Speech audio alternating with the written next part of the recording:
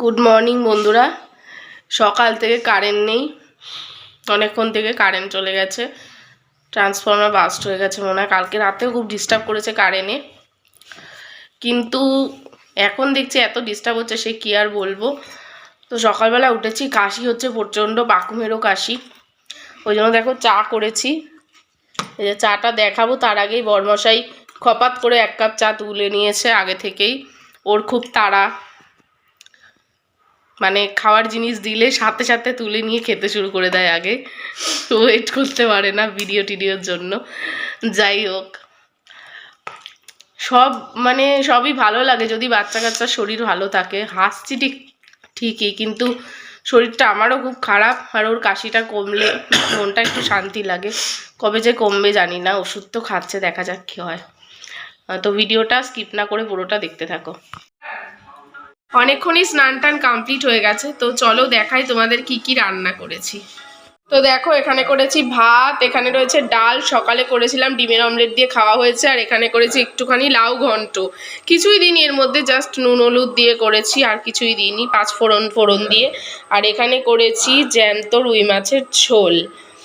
আর আজকে যেহেতু ভূত চতুর্দশী, কালী পুজোর আগের দিন, তো 14 শাক খেতে হয়, কিন্তু আমার এই বাচ্চা নিয়ে আর 14 শাক আনা করা সম্ভব হয়নি এখন, তো ওই জন্য শেষ দিবাই দিয়ে গেছে। এখানে রয়েছে 14 শাক, আর এখানে রয়েছে একটু চিকেন। তোমাদের কার কার বাড়িতে কি রান্না হয়েছে অবশ্যই কিন্তু আমাকে কমেন্ট করে জানিও। আর পাকুমের কাশিটা এখনো আছে, আজকে দেখি আরেকবার যাব ডাক্তারের কাছে, দেখি কি বলে। দেখো, ভূত চতুর্দশী আজকে যেহেতু 14 প্রদীপ দিতে হয়, তো ওই জন্য এই যে 14 প্রদীপ কিনে নিয়ে এসেছে, 14টা। আর হচ্ছে এই যে মোমবাতিও কিনে নিয়ে এসেছে, কালকে দীপাবলি যেহেতু, তো ওই জন্য মোমবাতি লাগাবো বাড়িতে, এই মোমবাতিগুলোও কিনে নিয়ে এসেছে। দেখো, এই যে আজকে 14 প্রদীপ দিতে হয়, তো ওই জন্য 14 প্রদীপ জ্বালিয়ে নিয়েছি। এখন তুলসী তলায় গিয়ে দেবো, আর এটা কাঁঠাল পাতার ওপরে দেবো। আর এ দেখো, ঠাকুরের কাছে একটা দীপ জ্বালানো হয়েছে, আবার কালকে মোমবাতি জ্বালানো হবে, সেটাও তোমাদের সাথে শেয়ার করব। তো দেখো, এই যে আমি প্রদীপ নিয়ে যাচ্ছি, জ্বালানো হয়ে গেছে, এবার দেবো এগুলোকে তুলসী তলায়। তোমরা কারা কারা 14 প্রদীপ দিয়েছো অবশ্যই কিন্তু আমাকে কমেন্ট করে জানিও। আর কার কার বাড়িতে এই নিয়মটা আছে, জানি বেশিরভাগ লোকের বাড়িতে এই নিয়মটা আছে, 14 প্রদীপ দেওয়া আর 14 শাক খাওয়া। তো এগুলো দেখো কাঁচা মাটির প্রদীপ, এগুলোকে একটা একটা করে জ্বালিয়ে দিচ্ছি, যে কাঁঠাল পাতার উপর সাজিয়ে দিচ্ছি সুন্দর করে। তো দেখতে কিন্তু ভীষণ সুন্দর লাগছে দেখো।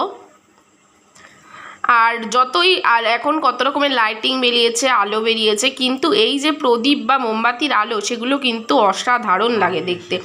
বিশেষ করে এগুলো আমাদের জ্বালানো হয় এই দীপাবলিতে, এছাড়া বছরের অন্য সময় তো জ্বালানো হয় না। তো দেখতে কিন্তু ভীষণ সুন্দর লাগে। তো দেখো, আমি ভুল করে 2টো তুলসী তলায় দিয়ে দিয়েছিলাম, এই 14টা এক জায়গায় দিতে হয়, তো ওই জন্য নিচে আবার নামিয়ে দিলাম এর 2টো।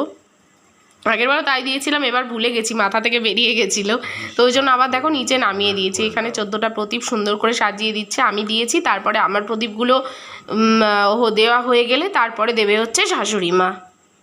তো গেছিলাম পাকুমকে নিয়ে ডাক্তার দেখাতে, এই জাস্ট আসলাম।